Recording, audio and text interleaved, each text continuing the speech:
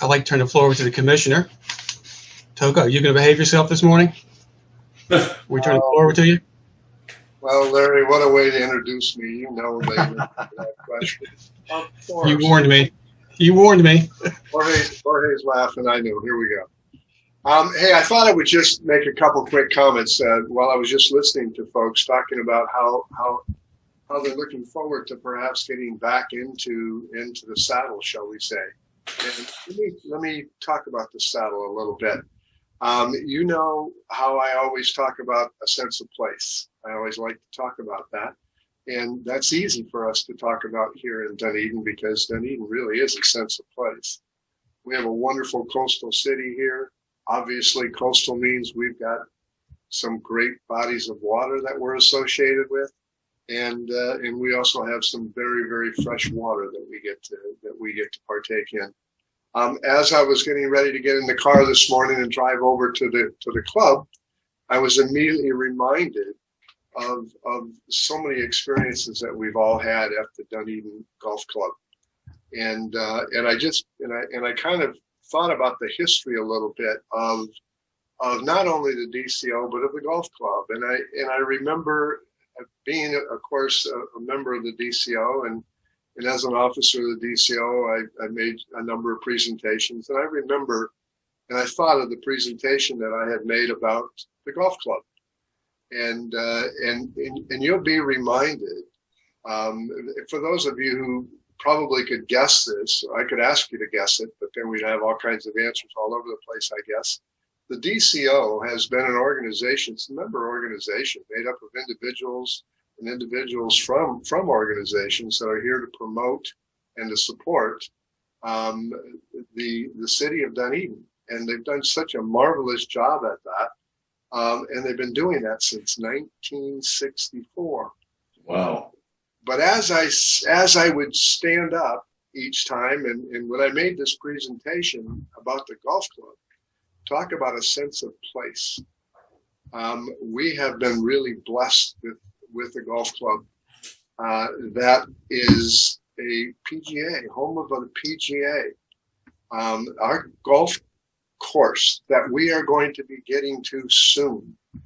There's at least two organizations that have their names on the golf club. One of them is the DCO, and certainly another organization that I'm very actively involved with, and that's the Dunedin Rotary North. We actually have plaques on that organization. That's how important that is to us. And I would sit, and or when I would stand up to go and make the presentation, I would always be looking out at the golf course while everyone else was looking in at us. I would be looking at that golf course.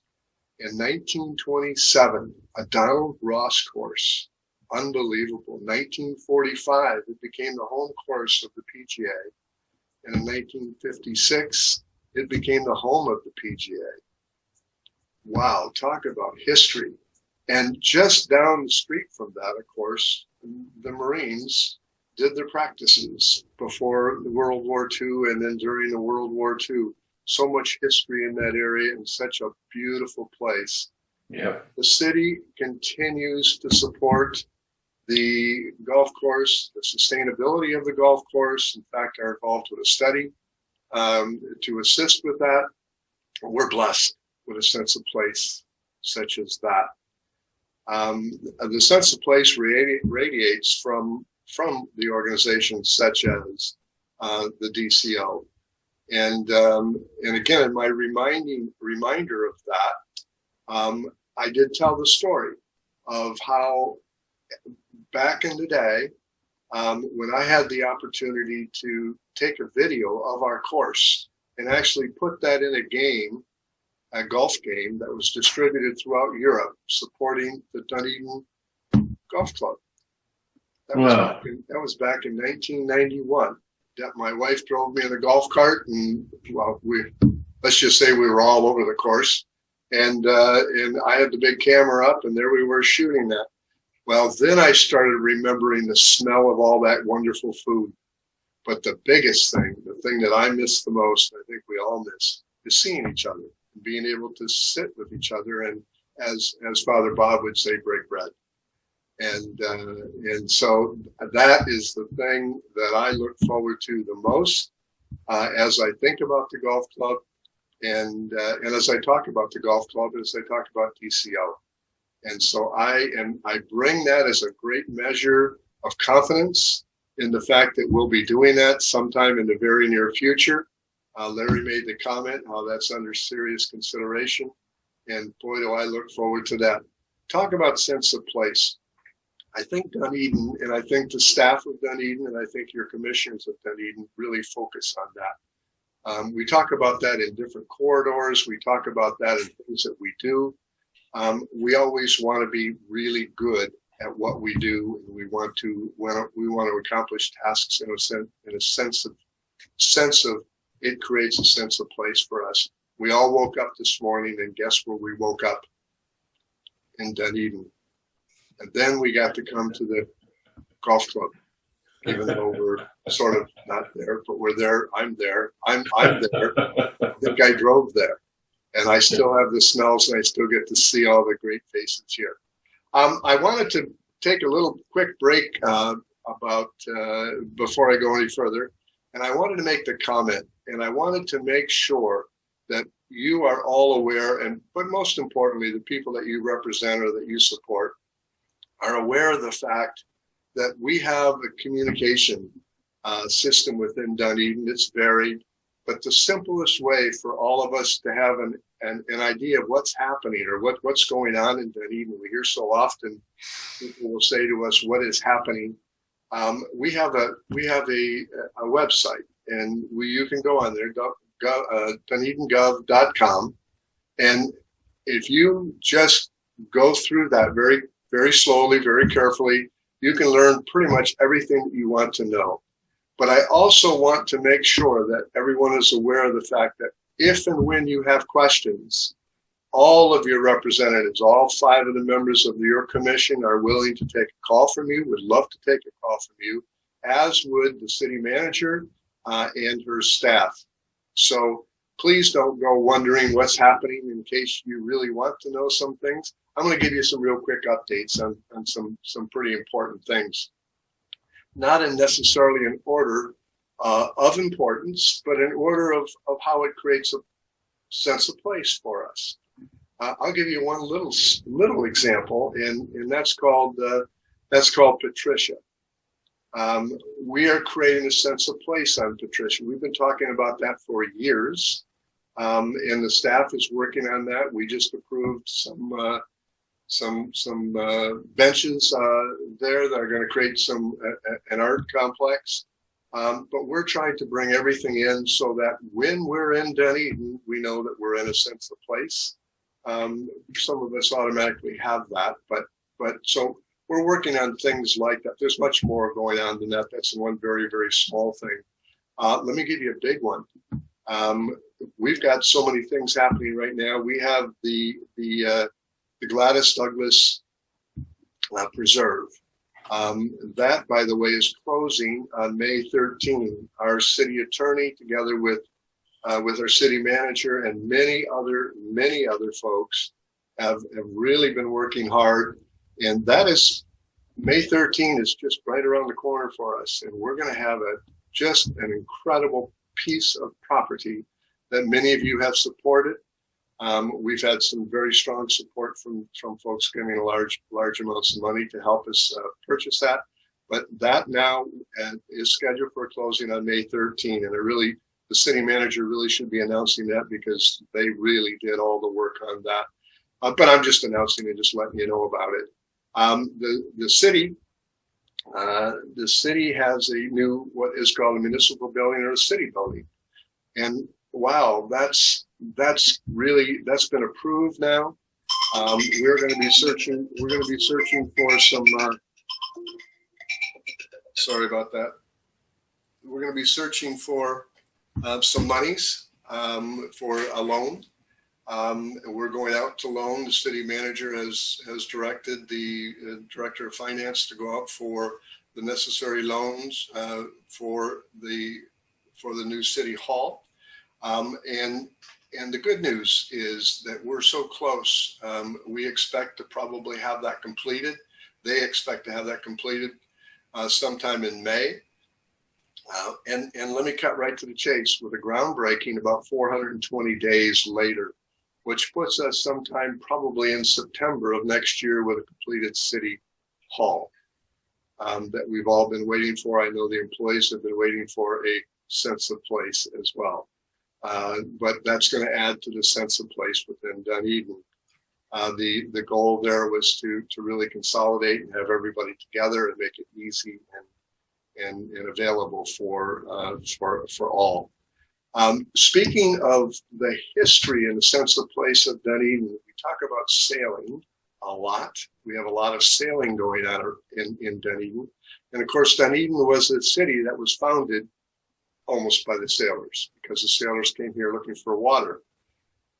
Well, good news is we're 98% in completion of the water plant. When I say we, that's the staff that's directed the completion of that, and we're actually drinking water from the new facility now. And so we won awards for our water previously, and this puts us right in line to continue to win those awards. We're not after the awards, we're after the water. And talk about a sense of place. It's always important to have water going both ways. And for those of you who like to drink beer, well, we supply the water for some of that beer. We're all of us are pretty proud of that. The digression that I can make are of a lot of little things that are going to be kind of cool.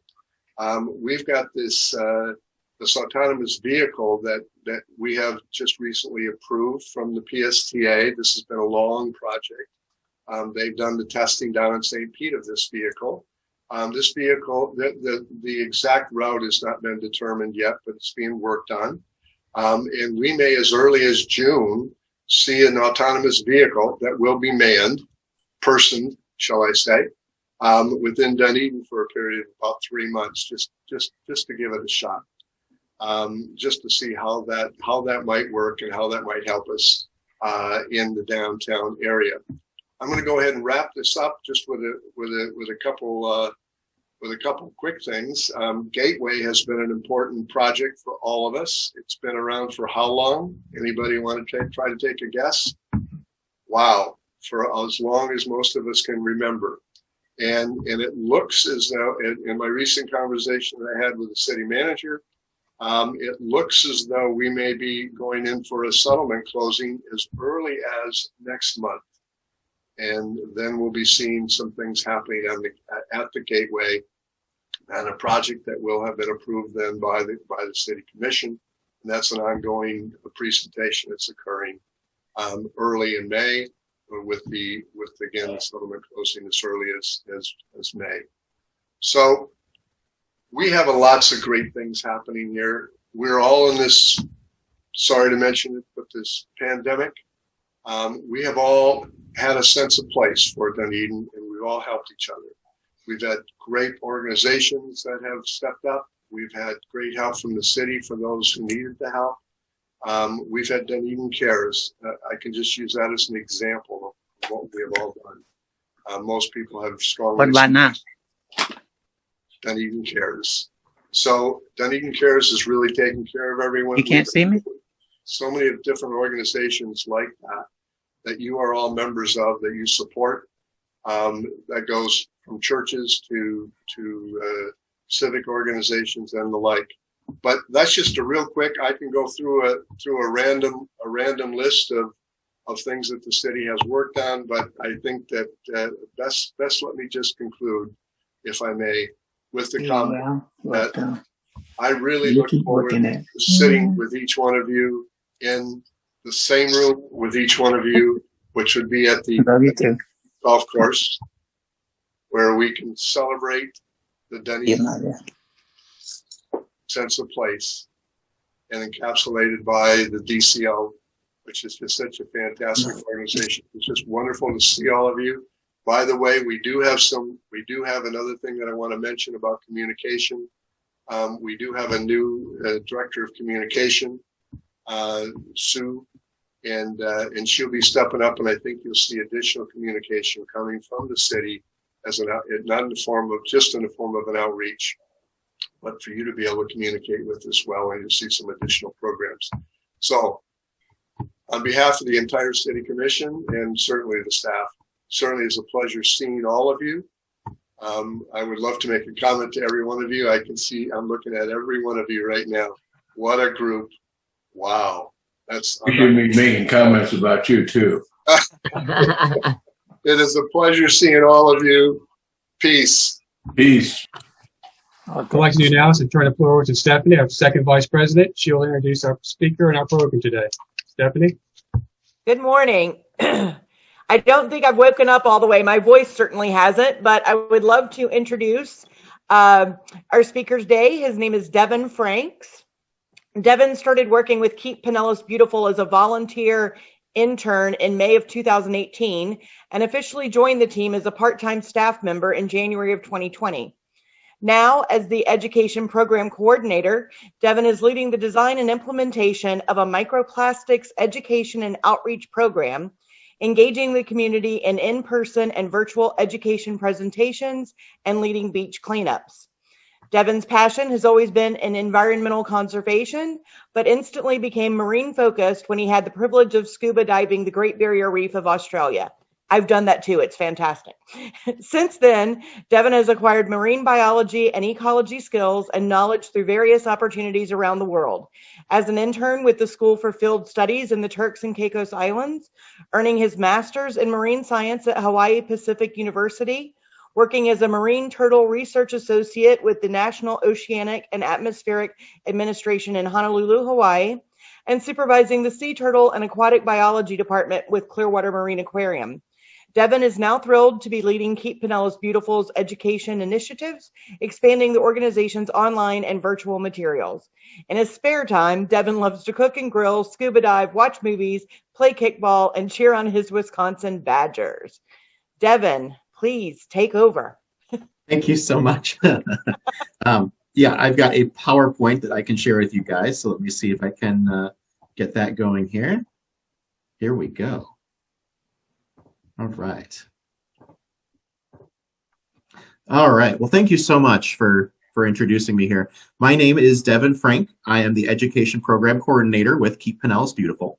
I'm here today to tell you all about our organization and how we empower Bay Area residents of all ages to become environmentally responsible citizens.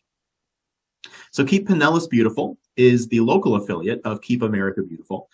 Just give you a quick, brief history on how all of this got started. Basically, Keep America Beautiful was founded in 1953. It's a national environmental nonprofit, and it's a public education organization. It's actually now the largest community improvement nonprofit organization in the country.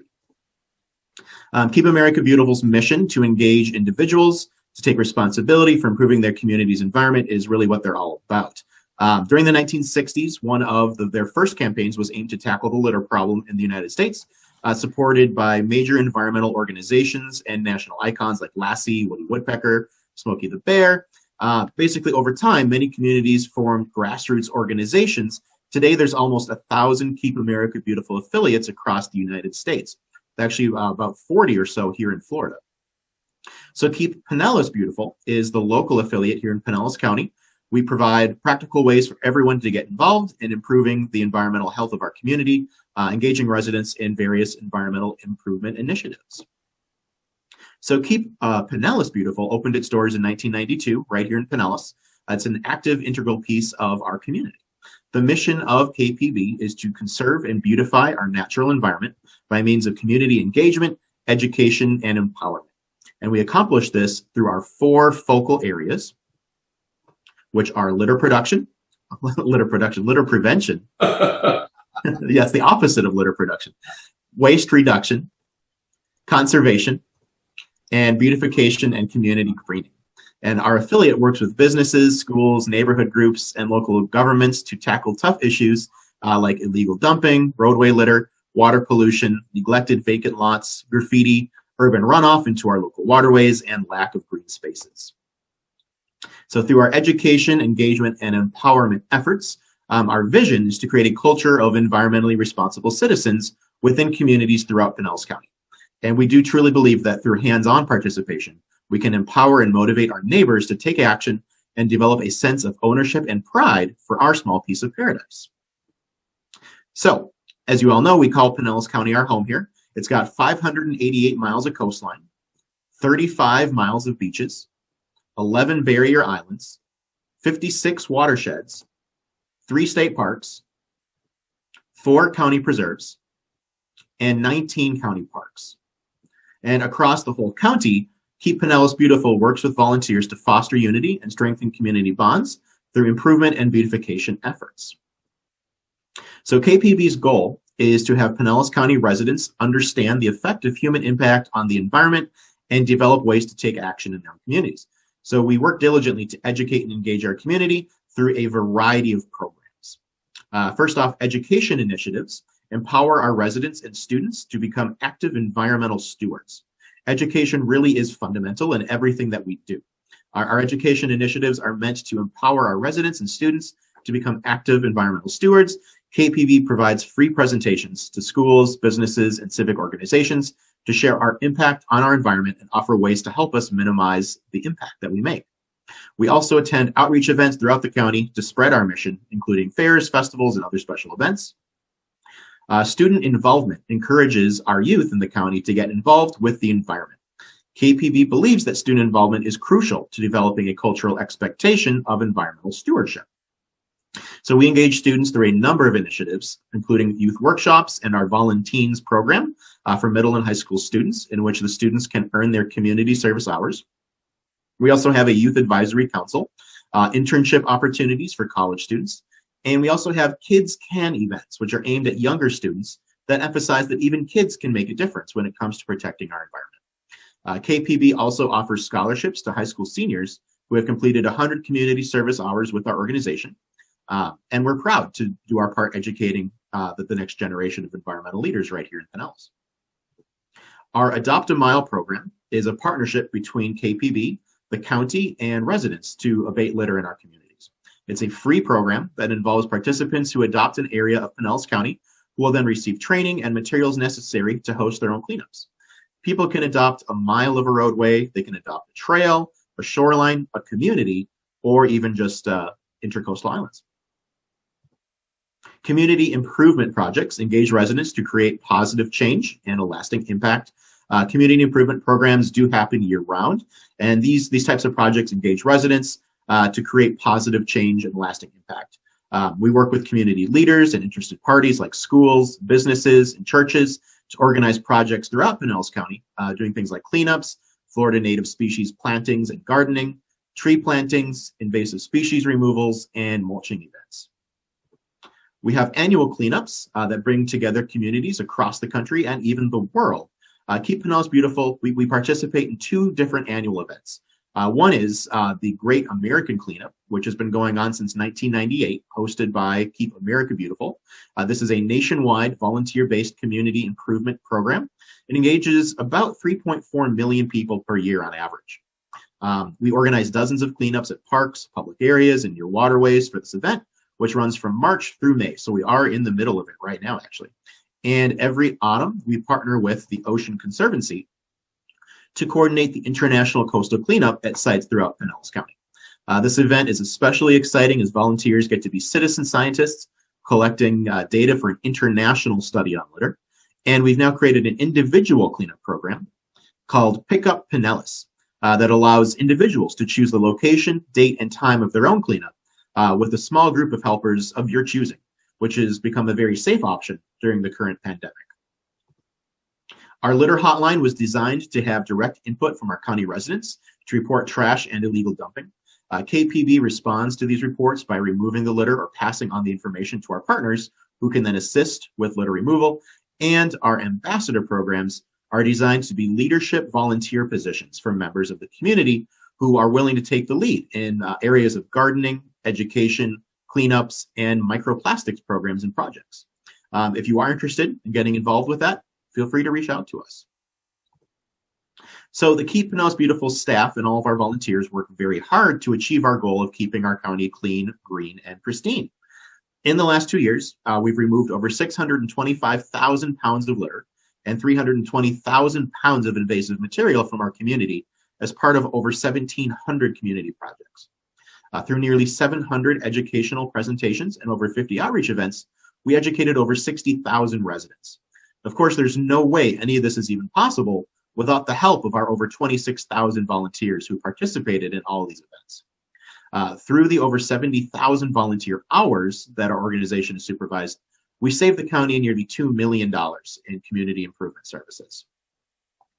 And we do projects and events in and near your neck of the woods up in Dunedin too.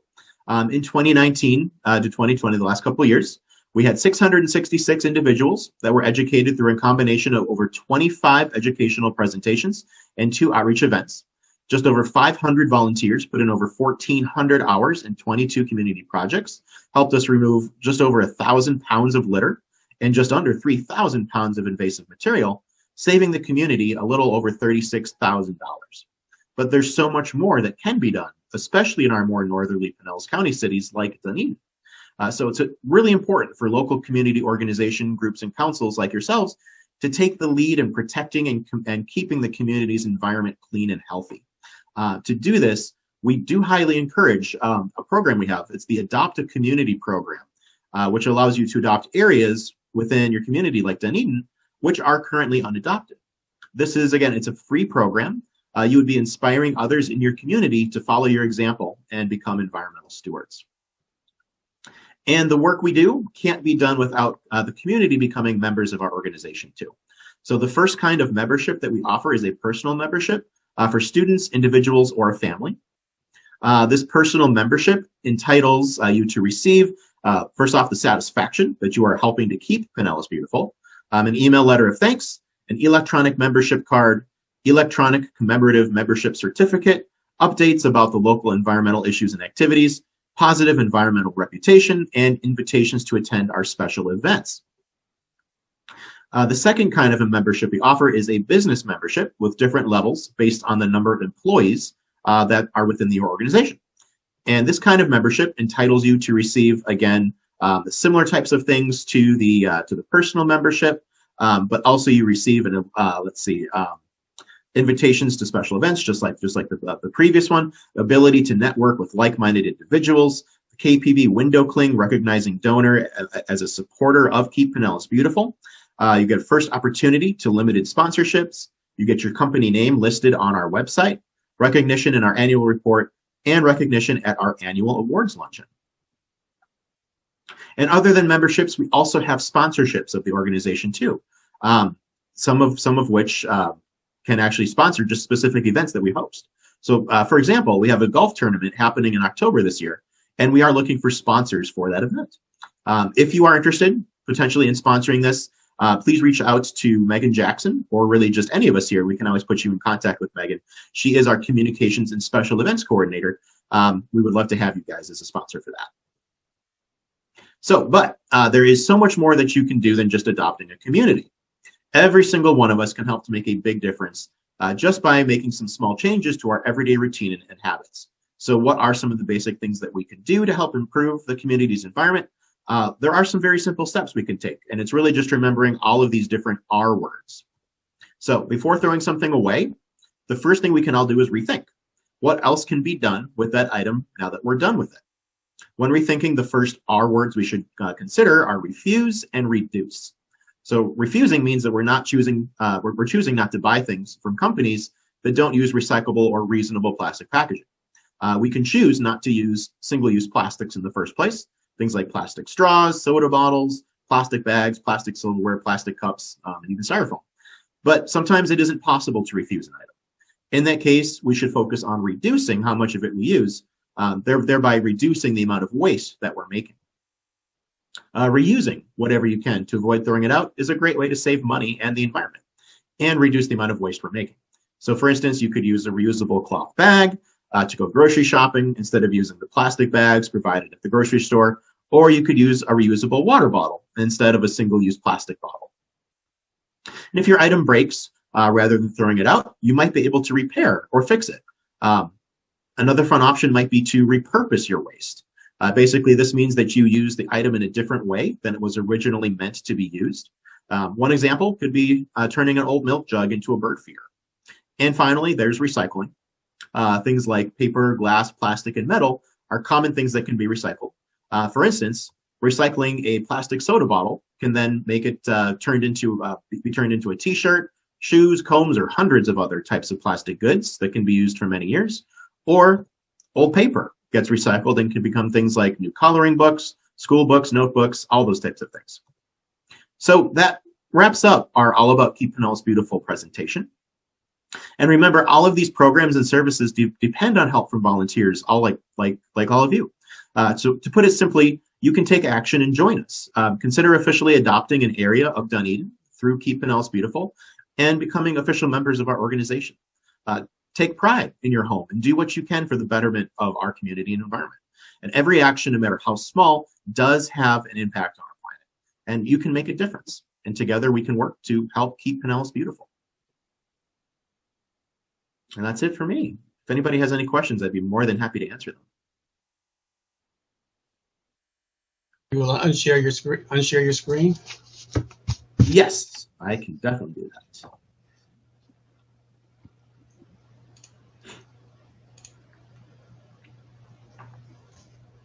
And if you'd like, I can type in the chat box here. I'll put our website and my email.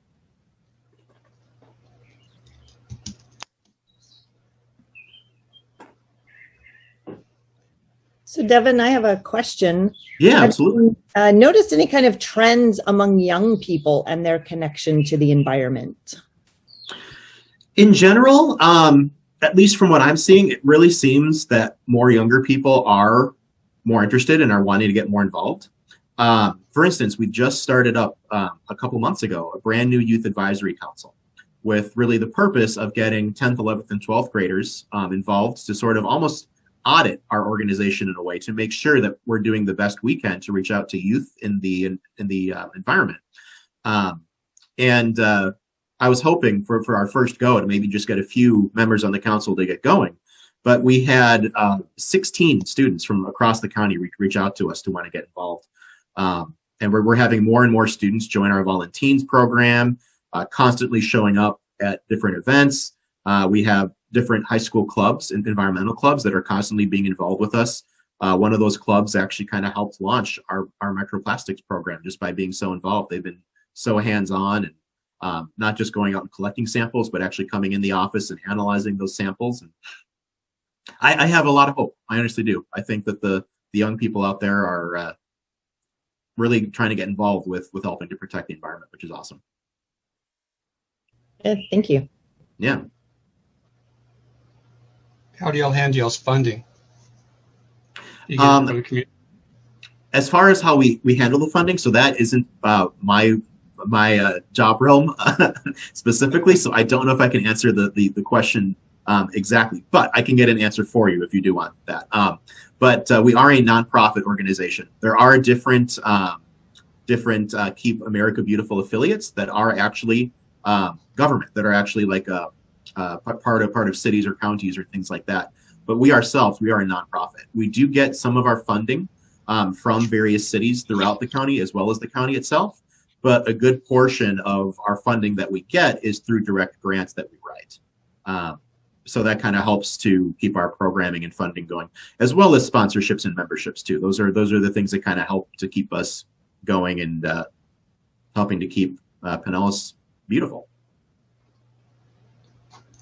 How do y'all determine your projects you work on? Is that done in-house, or do you get recommendations from the community?